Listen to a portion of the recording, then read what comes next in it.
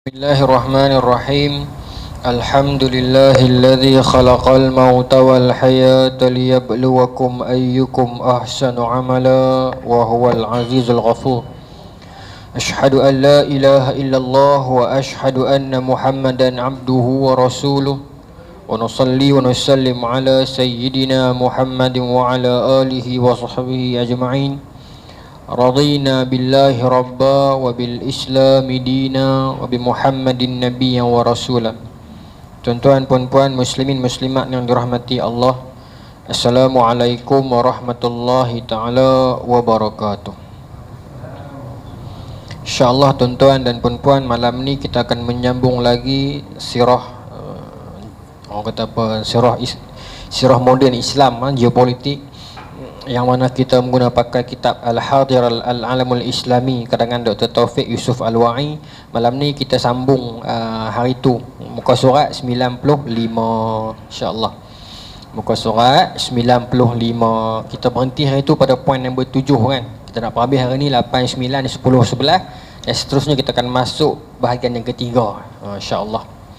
Muka surat 95.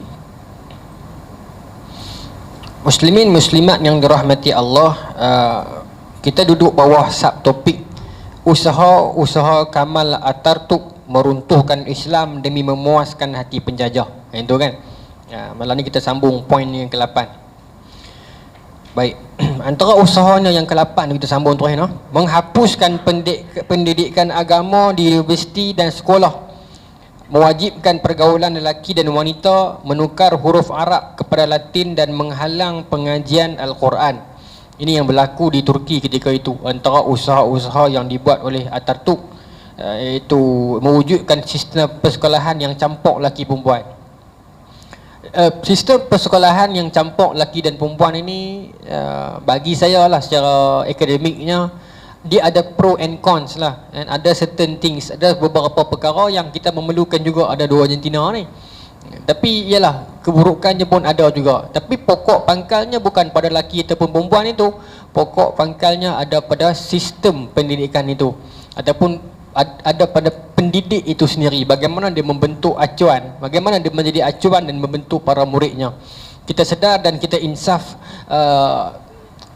sistem persekolahan, latar persekolahan tak sama. Ada guru yang dia mengajar di sekolah-sekolah biasa, mungkin cabaran tak terlalu besar. Ada guru yang mengajar dekat sekolah-sekolah kawasan bandar, tetapi tempat dikatakan kawasan miskin bandar, cabaran mereka lebih besar. Saya sekarang di SMA Agama di Tasik Junjung, sekolah agama, tak ramai. Kami total enrollment pun keseluruhan budak tak sampai 200 pun. Satu tingkatan, satu kelas ya. Jadi isu-isu yang seperti mana sosial budak-budak semua ni tak ada, boleh dikatakan tak ada terus lah. Dia lebih kepada krisis keyakinan. Budak-budak tak apa nak mau bercakap, budak-budak tak apa nak nampak kesedaran nak sambung belajar. Yalah tuan-tuan orang-orang junjung, kaya depa kaya reta, belah lembu, tanam derian. Orang banyak reta tapi orang kampung.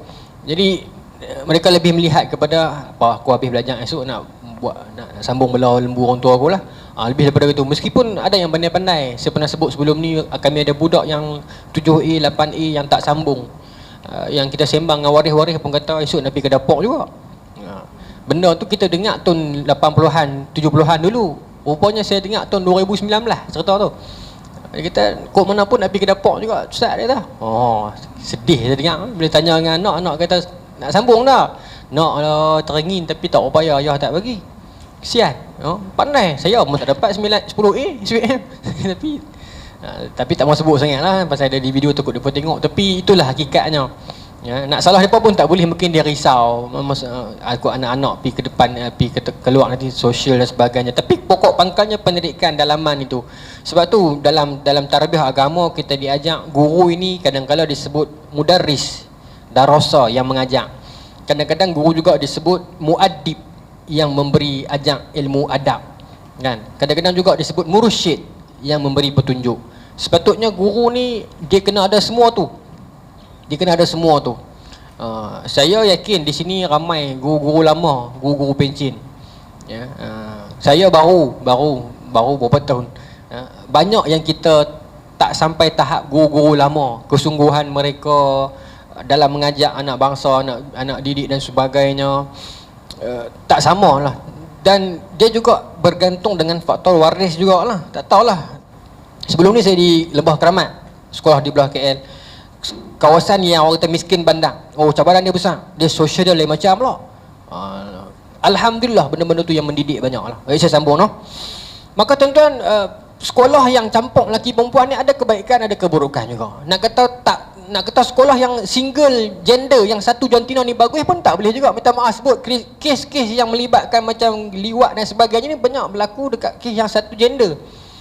Minta maaf sebut banyak, bukan ada, banyak.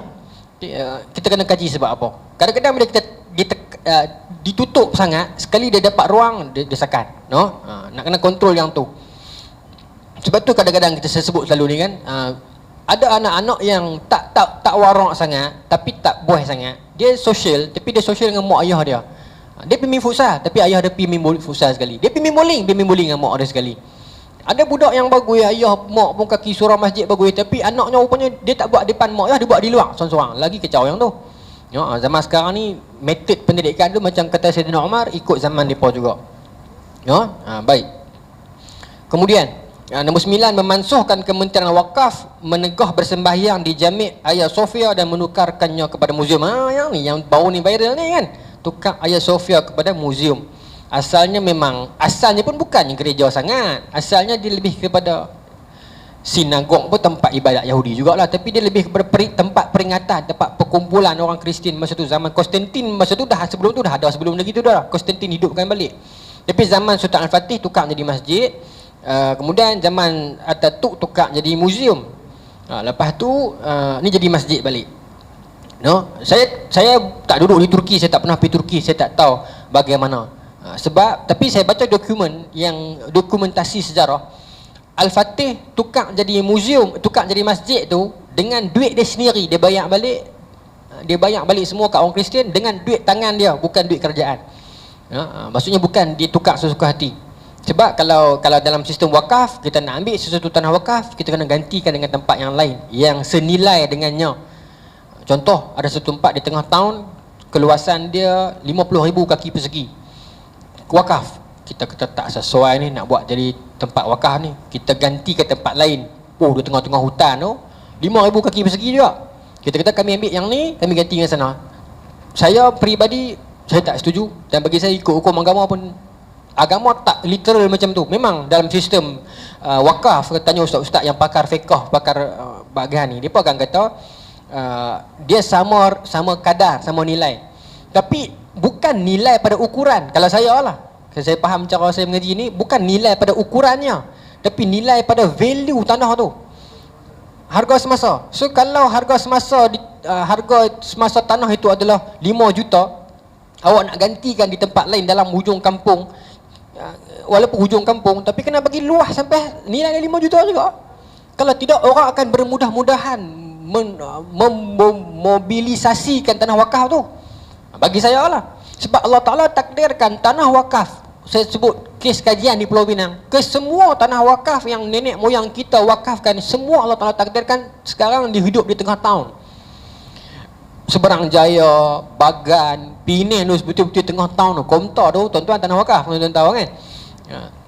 Tuhan takdirkan. Kalau Allah Ta'ala tak takdirkan tanah wakaf nenek moyang kita hidup di tahun hari ni, mana mungkin ataupun mana bisa Melayu biasa-biasa boleh buka kedai dekat tengah Seberang Jaya. Saya sebut banyak kali dah yang tu. Tapi itu kecantikan sistem Islam. Kemudian memansuhkan penggunaan kalender hijrah dan berusaha memadamkan perkataan Arab daripada bahasa Turki. Yang kesebelah, percubaan mewajibkan budaya Eropah mengikat Turki dengan Barat dan membuang identiti Turki. Tuan-tuan, macam saya sebut bulan lepas, saya janji dengan tuan-tuan, zaman 20-an ini, 1920-an ini, zaman Islam tenggelam punca kerana jatuhnya Uthmaniyah. Kebergantungan kita kepada Uthmaniyah terlalu besar. Kebudayaan mereka, kemudian sehingga kan kita menyangka apa yang Uthmaniyah itu adalah Islam. Macam kita sebut orang kata apa? Orang panggil apa tu? Kubah kan? Kita nampak seperti Islam, bulan dan bintang, dia memang Islam. Sedangkan asalnya dia lambang Uthmaniyah lah. Tapi tak salah pun, cuma nak bagi tahu betapa besarnya pengaruh Uthmaniyah di dalam pemikiran orang Islam dunia masa tu. Dan tiba-tiba bila empayar sebesar ini collapse dengan macam tu punya cara, orang Islam tenggelam punca. Dan benda ini berlaku dalam era sebelum-sebelum tu lagi. Kalau kita ingat kurun pertama tuan-tuan, zaman itu bila mana berlaku pergelutan antara tim Sayyidina Ali dengan tim Siti Aisyah, Zubair bin Al-Awam dan Talha. Kemudian berlaku orang-orang Umayyah yang mengkritik Sayyidina Ali setiap kali dalam solat Jumaat mereka. Bangkit golongan-golongan Parsi, pertempuran antara ulama. Maka akhirnya tuan-tuan, Allah Ta'ala melahirkan Umar Abdul Aziz yang bangkit memerintah tahun 99 Hijrah dan wafat 101 Hijrah, kurun pertama. Dia menjernihkan semua balik. Tuan-tuan tahu kan hadis Nabi kata Nabi akan bangkitkan Allah Ta'ala akan bangkitkan mujaddid setiap satu kurun tu kan. Kalau secara kajiannya, kurun pertama itu Umar Abdul Aziz lah, pasal dia wafat 101. Kurun kedua tuan-tuan, berlaku sedikit kesalahfahaman antara mazhab hadis dengan mazhab ra'yi, pemikiran dengan nas. Di Kufah masa tu ramai yang berlandaskan pemikiran.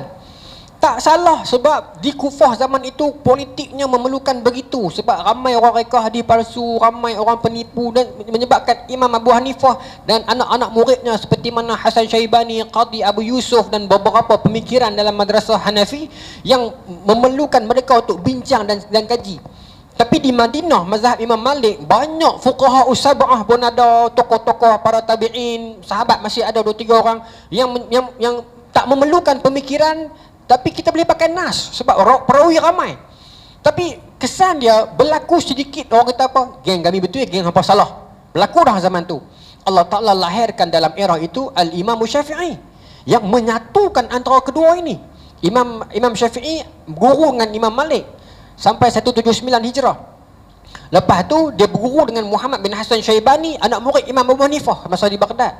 Dia ada kedua-dua ilmu ni dia satukan, maka mendamaikan antara perselisihan kecil kedua-dua ini. Nasrus Sunnah, satu orang tokoh penyelamat. Imam Ahmad kata kita berhutang dengan Imam Syafi'i kalau bukan kerana dia golongan kita tak mampu angkat kepala pun di Baghdad. Imam Syafi'i dia wafat 204 Hijrah. Oh, Tuhan takdirkan 101 kurun pertama, 204 kurun kedua. Ya. Kemudian analah imam-imam yang lain, saya bagi contoh yang lain. Zaman kurun kelima, kurun keenam, zaman itu berlaku polemik kefalsafahan. Betul tak bahasa saya ni? Zaman itu ada Ibn Sina, Al-Farabi, Ibn Rushdi, Al-Kindi masuk falsafah keluar, Yunani, Socrates masuk, Aristotle masuk. Bukan dia masuk, pemikiran dia itu. Sebab zaman itu kan Baghdad dunia penterjemahan, tuan-tuan kan. Zaman tu tuan-tuan, bagus, Islam hebat. Orang ulama matematik India masuk, ramai orang Cina, ramai semua hebat keilmuan. Tapi macam orang tua-tua dulu kata, besar periuk, besar kerak. Maknanya kehebatan it come with the price. Ada harga yang perlu dibayar. Orang terlalu pandai, saduran ilmu luar masuk terlalu ramai dan banyak, maka orang akan mencari-cari di mana ruang dia. Aku nak pergi ke ideologi yang mana. Maka telah lahirlah masyarakat yang bertuhankan sains. Yang apa-apa pun dalil kena tengok sains dulu. Kalau tak selari dengan sains, maka dalil itu salah. Dah ada pemikiran yang dikritik oleh Imam Ghazali dalam kitab Munqis min Ad-Dalal. Dia kata apa? Ada golongan yang mengatakan syurga dan neraka itu tak wujud, cuma berada dalam kepala saja. Bila buat baik maka tenang, maka macam dalam syurga. Bila buat jahat akan serabut kepala otak macam dalam neraka. Syurga dan neraka tak wujud sebab tak boleh dibuktikan dengan sains. Azab kubur tak wujud. Dah ada golongan itu.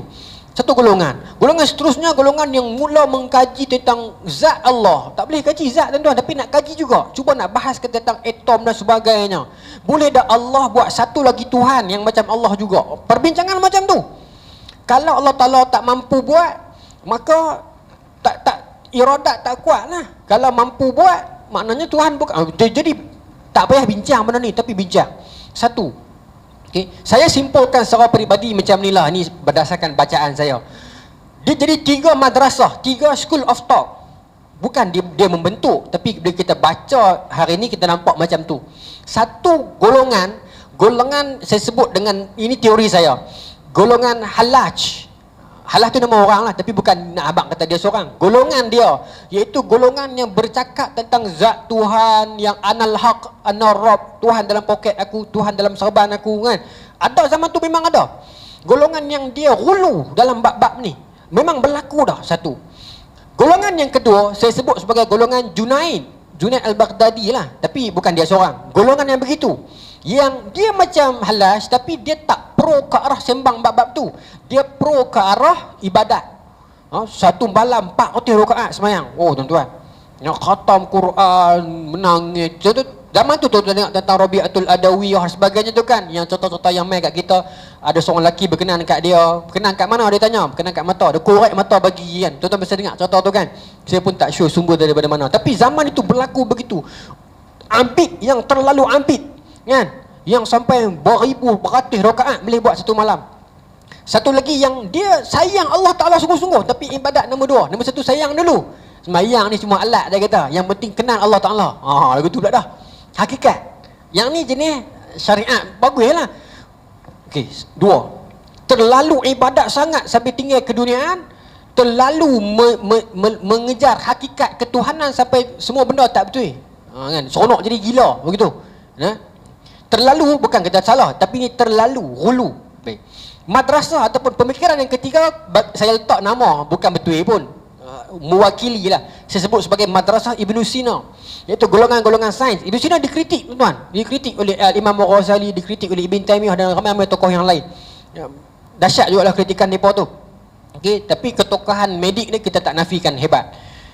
Mereka ni pula golongan yang sains, yang mengkaji tentang pemikiran aras ni, bentuk lagu mana lah, membentuk atom lah, kukik-kukik ni penuh.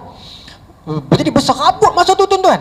Maka orang Islam yang awam macam kita, awami ni, tenggelam punca, kami nak pergi ke jalan yang mana ni kan? Masing-masing dia rasakan dia paling betul. Golongan sains dia merasakan kami ada pembuktian, kami ada data, inference, hipotesis. Agama ni memerlukan pembuktian, betul satu sudut. Golongan yang Halaj ni, agama ni memerlukan kenal Tuhan, awaludin ma'rifatullah, betul satu sudut. Golongan Junaid ini golongan yang mengatakan ibadat ini penting, kena banyak rakaat, kena banyak semayang, kena banyak tayak tengah malam, betul juga satu sudut. Tapi kita tak tahu nak bawa diri kita ke mana zaman itu. Maka Allah Ta'ala wujudkan dalam zaman itu Al-Imam Ghazali, Hujjatul Islam, yang lahir 450 Hijrah, dia wafat 505. Nampak? Tuhan atok 101, 204, 505. Ni bagi saya lah, mungkin mujaddid lah. Musa mujaddid Nabi tak sebut nama kan. Nabi kata akan lahir ya. Maka ini berlaku. Mana zaman tenggelam punca itu, insya-Allah, bukan insya-Allah, yakin janji Allah, Allah Taala akan bangkitkan. Cuma siapa tu kita tak tahu lah. Cuma yang mujaddid pertama dan kedua itu majoriti dah, kalau bukan 100% pun 90% setujulah. Imam Syafi'i dengan Umar Abdul Aziz. Tapi yang kemudian itu ramai orang berbeza. Tapi tak ada masalah lah berbeza. Dia bukan Nabi, dia mujaddid sahaja. Boleh jadi dia, boleh jadi orang lain. Okey. Dalam era yang, kalau kita kembali kepada Masihi ni, 20-an ini, 1900 ini, kurun ini saya nampak secara peribadi, mungkin saya salah. Mungkin itu era Imam Hasan Al-Banna. Sebab Umar Abdul Aziz, ketokohan beliau politik kan? Meskipun ada hadis yang diriwayat, tapi dia lebih tersalah dalam politik kan? Imam Syafi'i dalam keagamaan dan sebagainya, Imam Ghazali dalam pemikiran. Mungkin zaman Imam Hasan Al-Banna ni lebih kepada penyatuan dan sebagainya. Sebab apa? Zaman itu kita dah cerita bulan lepas, keserabutan budaya berlaku. Kita akan absorb budaya-budaya luar nak menjadi barat, sebab kita menyangka dengan menjadi barat kita akan menjadi lebih hebat.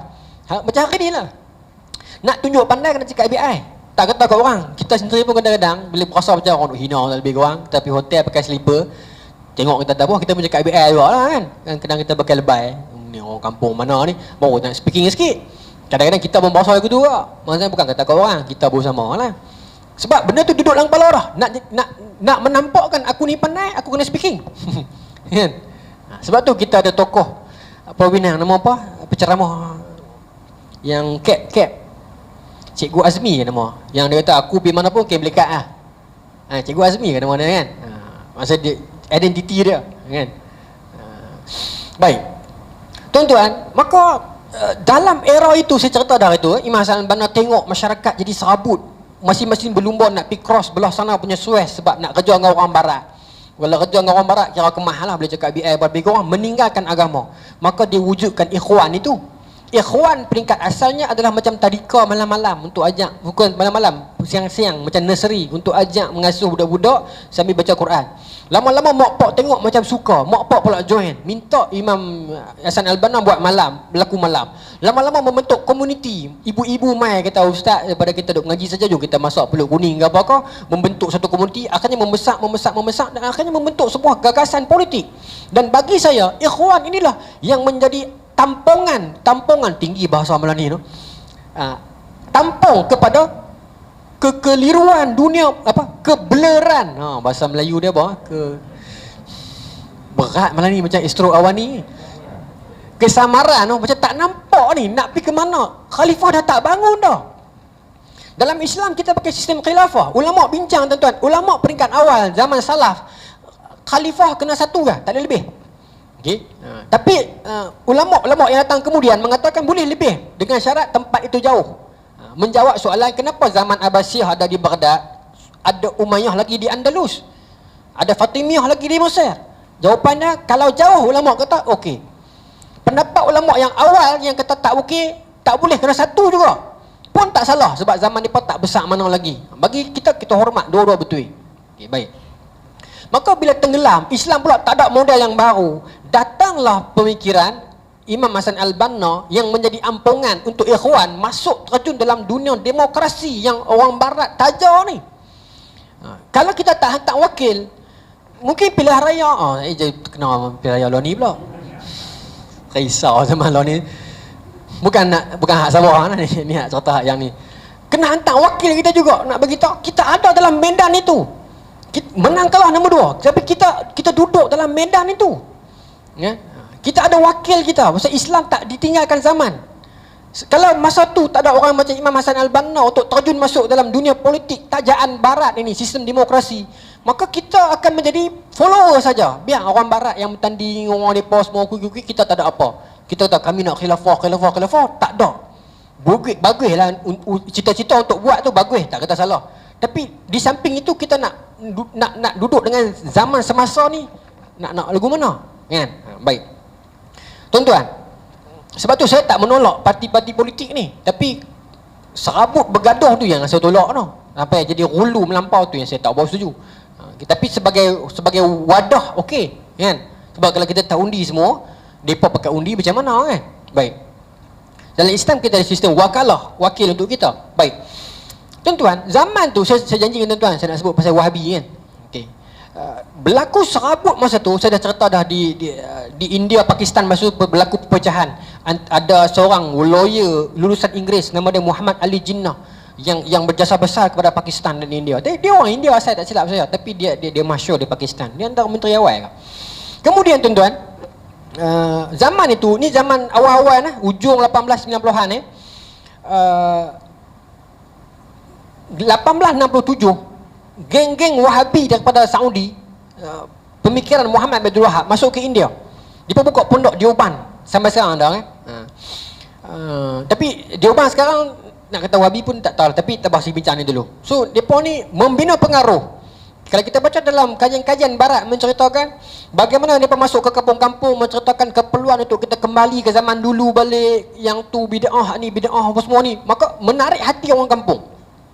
Lama kelamaan mereka ini telah mengangkat satu orang lelaki yang saya sebut nama orang tu Amiruddin Abdullah kan, yang saya tak tulis sini. Satu orang raja Afghanistan pertama. Masa tu Afghanistan. Okey. Mengangkat dia ni, dan dia adalah Raja Amanullah Khan nama dia. Dan cari, kata tu nak cari kan. Dia naik, tapi bila dia naik, apa yang dia buat? Dia usir Wahabi. Tapi dia gunakan Wahabi untuk naik. So bila Wahabi jadi marah, golongan Deobandi ni, berlaku satu benda yang sangat pelik.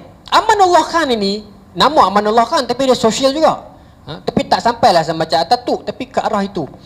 Sebab tu dia tak setuju dengan Wahabi yang sangat rigid dan radikal ini. Wahabi radikal, kita tak nafikan. Okey. Maka dia tak bersetuju, maka dia usir pengaruh ni. Sebab tu Wahabi tak berkembang di luar, melainkan di Saudi dan di Deoban saja. Tapi tak apa, masa dia usir, yang ni sejarah fakta. Wahabi sumpah untuk menggulingkan Amanullah Khan. Tapi yang ironinya, apa Wahabi buat? Dia bergabung dengan British. Dia bergabung dengan British untuk menggulingkan Amanullah Khan. 1867, 1890-an lebih kurang. Maka diusirlah Amanullah Khan, maka naik satu orang lelaki nama Nadir Shah. Nadir Shah. Nadir Shah ni bahkan lagi teruk daripada Amanullah Khan. Maknanya krisis zaman tu, krisis hang naik tak betul aku tenang aja tu. Hang naik tak kemat aku tak sempat stabil. Itu point saya. Minta maaf sebut, Malaysia sekarang dalam era yang macam tu. Tak ada orang boleh mengaku dia paling stabil. Walaupun saya tak sokong sangat UMNO, tapi kita kena mengaku yang the most stabil adalah Barisan Nasional dulu Minta maaf walaupun saya tak sokong sangat dulu, tapi kita kena mengaku yang paling stabil depa. Tapi bila depa ada perpecahan dalaman, ada proksi, ada ini geng YB ini geng YB ini kan. Ada kan tuan-tuan tahu lah UMNO kan. Maka dia jadi pecah. Tapi depa stabil sebab MCA, MSC ni komponen depa. Dia bukan pakatan depa. So tak banyak bersuara. Depa king lah kita kan.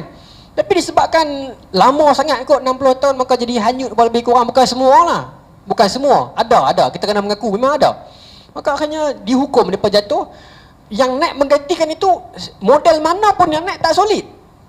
Hatta dia sendiri naik balik pun berlaku perkabungan dengan PPBM semua, nampak tak solid. PH pun tak solid. Kan? Ni pejuang pula Tun buat kan. Batu Syed Saddiq pula buat pemuda pula. Akhirnya tak tahulah negara ni esok ni parti lagi banyak pada rakyat. Tengok tuan. Ya, semua bakat nak buat habis. Benda penyakit ni dah berlaku kat Indonesia. Minta maaf orang Indonesia ramai tengok video saya, tapi saya kena sebut. Indonesia lagi banyak kan parti Islam berapa puluh. Syria, Mesir, Tunisia berapa banyak parti Islam. Mereka ada parti Islam Salafi, ada parti Islam bukan Salafi pun ada. Parti Ba'as banyak. Okay. Maka tuan-tuan, Malaysia ke arah tu, dia tak ada satu keseimbangan. Orang yang main saham, dia cukup tak suka benda ni. Sebab ketidakseimbangan politik menyebabkan pelabur tarik dari. Itu krisis dia. Okay. Malaysia sekarang jadi macam tu. Kita memerlukan satu mujadid peringkat Malaysia ni nak menyelamatkan negara ni. Tak tahulah siapa tuan-tuan. Yang kata-kata dia orang dengar ada orang segan.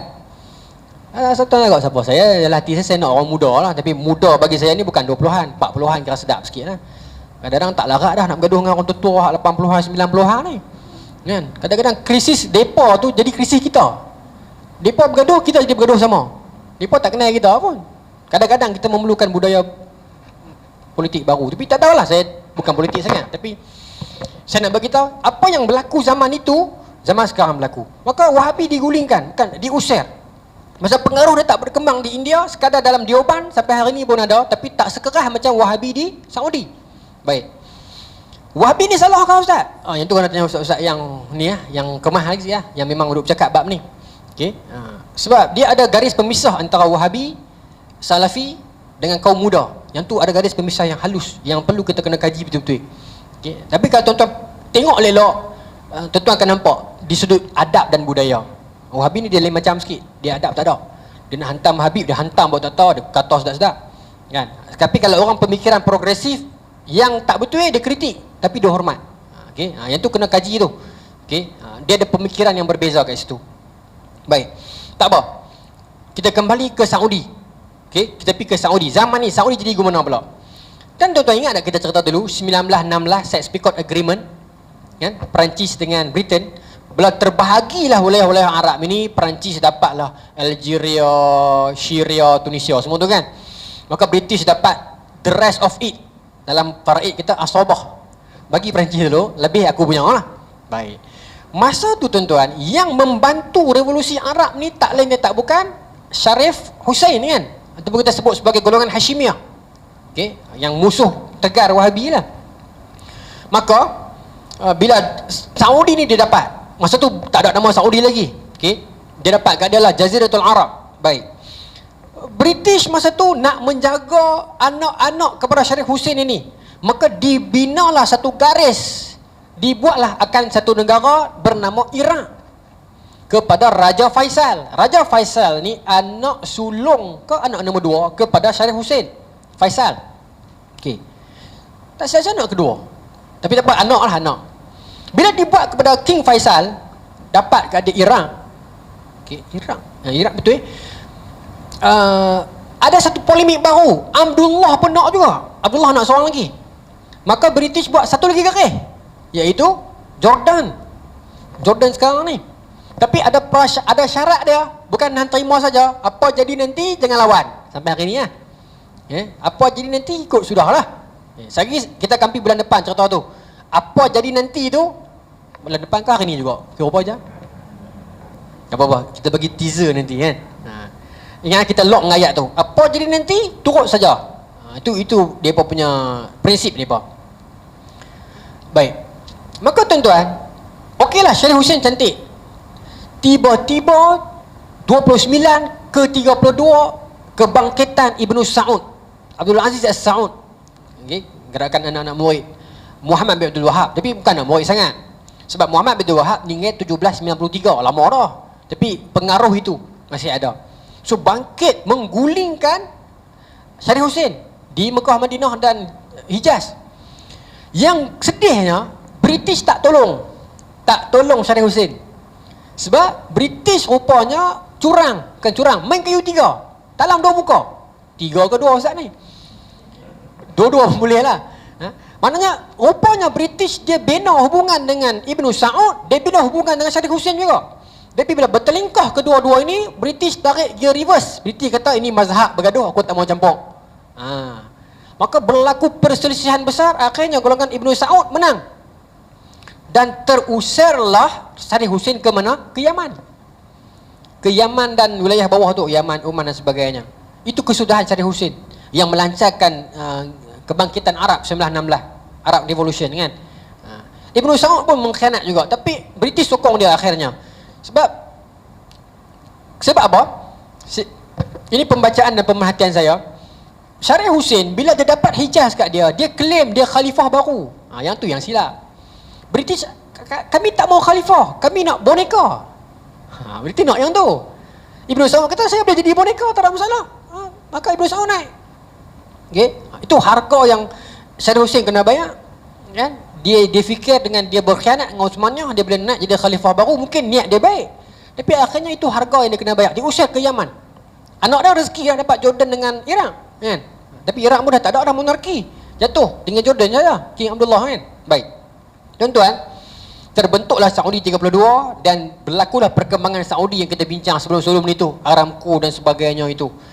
Zaman ini berlaku orang kata apa, umat Islam dalam keadaan yang tenggelam punca. Itu poin saya. Membentuk wilayah-wilayah yang demikian. Maka bila penyusunan ini telah berlakulah mesyuarat antara negara-negara Arab ini untuk mengangkat khilafah yang baru. Tak pernah berlaku sebab divide and rule dah berlaku, dah pecah perintah ni. Darah sempadan, maka masing-masing nak claim. Kita hari ni pun di Malaysia sepatutnya tak berlaku dah kenegerian itu, sebab kita satu rumpun. Bahkan Malaysia, Indonesia, Singapura, Brunei pun tak sepatutnya berlaku dah kenegaraan begitu, sebab kita satu rumpun, kita Nusantara, kita Melayu Raya kan. Sepatutnya tak berlaku dah persengketaan itu. Tapi sekarang masih ada suara-suara yang semangat negeri itu lebih yang tu yang kita harap itu bukan serius lah. Kita harap itu tidak serius. Baik. Dan idea FAM buat Liga Bola Sepak yang wakil setiap negeri, tapi player boleh campur-campur, tu bagus jugalah. Kalau player diasingkan ikut negeri pun masalah juga nanti. Tapi Alhamdulillah dah jadi gitu, maka okey lah. Baik, pergi bola sepak pula Saya nak abang kata kenegerian ini di Malaysia masih di tahap tak merisaukan juga kot. Tapi nak kena pedor lah kan. Sebab dah ada dah, minta maaf sebut lah BP, kata Abi baru ni Merdeka ada satu page bola sepak Selatan kan, dia post di Facebook rasmi dia kan, selamat hari Merdeka sahabat kami Malaysia. Nampak tak manis tulis macam tu kan, sahabat kami. Hang pun negeri kita juga, siapa nak kata macam tu kan. Ramai orang muda marah tu, page rasmi tu. Tapi itu suara dia tak mewakili semua lah. Bukan semua macam tu, ramai orang di negeri tu baik-baik. Maka berlaku macam tu. Bila dah jadi macam tu tuan-tuan, mainlah agenda seterusnya, iaitu nak menginstalkan Israel. Israel dah masuk awal dah kan, ingat tak 1897 1907 tu kan. Okey, baik, duk masuk dah. Yang kita dah cerita sebelum ni tu, beli tanah siap-siap semua tu sikit-sikit tu. Tuan-tuan, tanah kita ni habis ni, anak kecil main api, lagu tu cukup betul tu kan. Musang King punya cerita tak tahu tu apa cerita, ada jawapan lagi? Ada jawapan tak tahu no. Politik lah ni, politik biasa sikit kan. Berapa ribu hektar? Banyak no. Saya 40 tahun no. Marah tak tahu. Sama nak marah siapa pun sama kan. Pasal dua-dua bisa rasa di kerajaan. Tak tahu nak abang tak erti. Tapi pegawai dalam tu takkan tak pasal 40 tahun. 40 tahun tuan-tuan. Bukannya orang curi elektrik. No, curi elektrik katalah dia buh satu bypass, buh kat aircon. Rumah tengah-tengah dalam kampung dapat.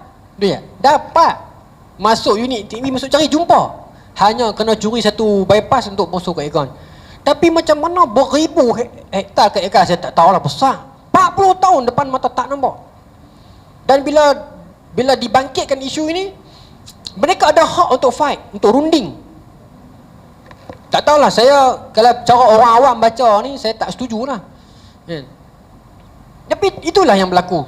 Sebab tu kita kata wacana orang awam dengan wacana orang politik tak sama. Tak sama tuan-tuan. Pemikiran mereka lain. Okay? Hatta belah mana pun minta maaf sebut. Hamka sebut, bukan saya kata. Hamka kata, ingat wahai anak Melayu Malaysia, dia sebut dalam buku dia, Kenang-kenanganku di Malaya. Dia kata apa?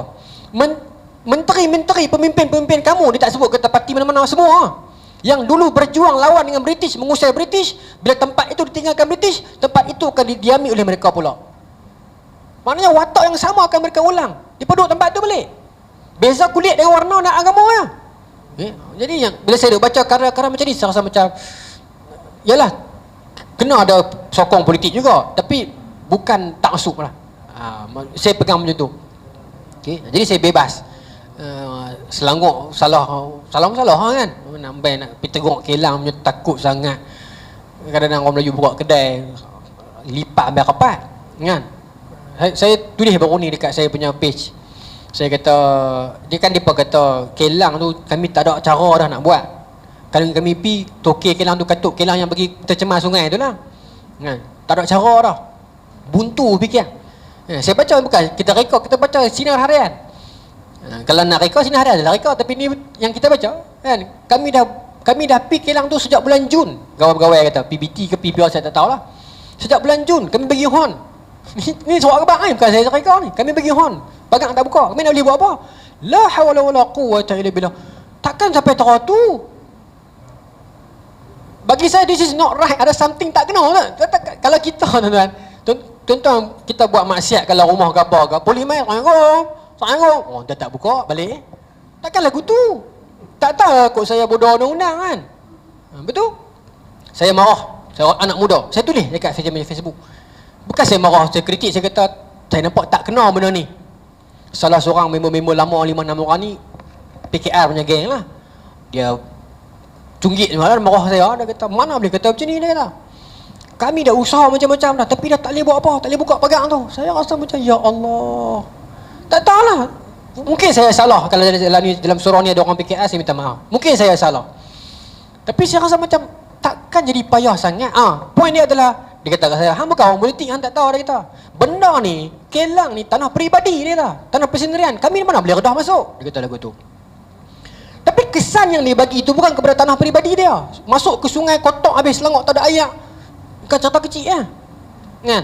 Saya bukan anti PKR sangat, saya bukan marah PA sangat. Ramai orang PA yang saya suka.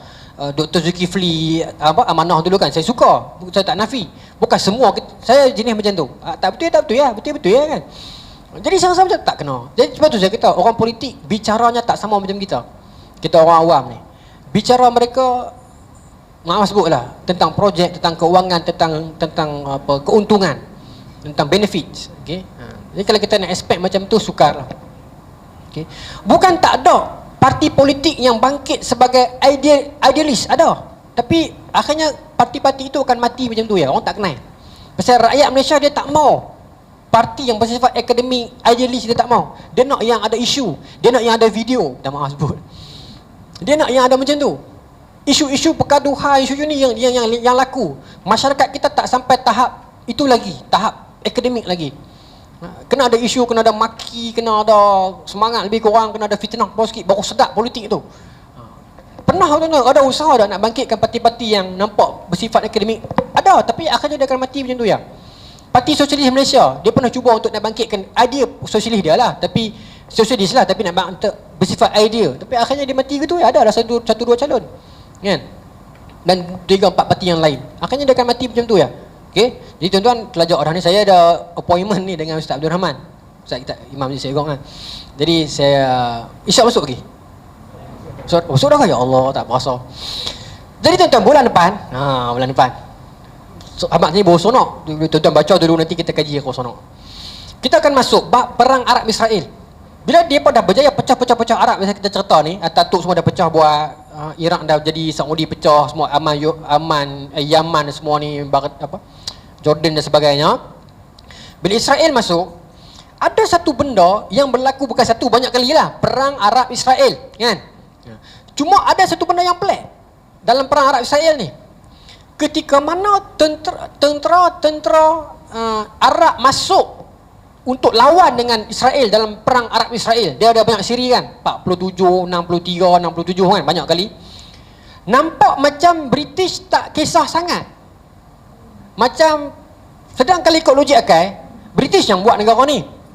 Tapi bila negara ni hantar tentera untuk bantu Palestin, pasal apa British macam tak berapa nak kisah sangat kan? Yang tu tuan-tuan kena main bulan depan, pasal yang tu seronok. Yang tu tak bulan pun seronok kan.